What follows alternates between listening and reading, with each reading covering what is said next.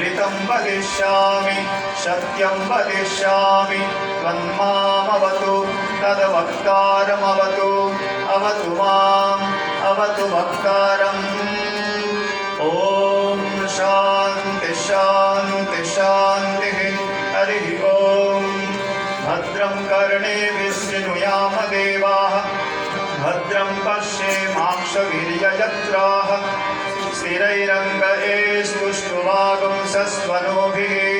व्यासेम देवहितं यदायुः स्वस्ति न इन्द्रो वृद्धश्रवाः स्वस्ति न पूषा विश्ववेदाः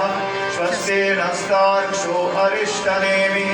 स्वस्ति नो बृहस्पतिर्दधातु ॐ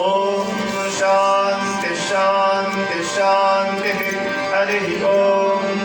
तच्चयोरावृणीमहे गातुं यज्ञाय गातुं यज्ञपतये दैवे स्वस्तिरस्तु नः स्वस्तिर्मानुषेभ्यः ऊर्ध्वं भेषजं शन्नो अस्तु द्विपदे सञ्चतुष्पदे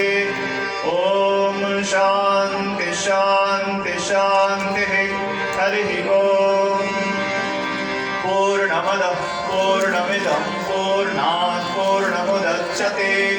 पूर्णस्य पूर्णमादाय पूर्णमेवावशिष्यते ॐ शान्ति शान्ति शान्तिः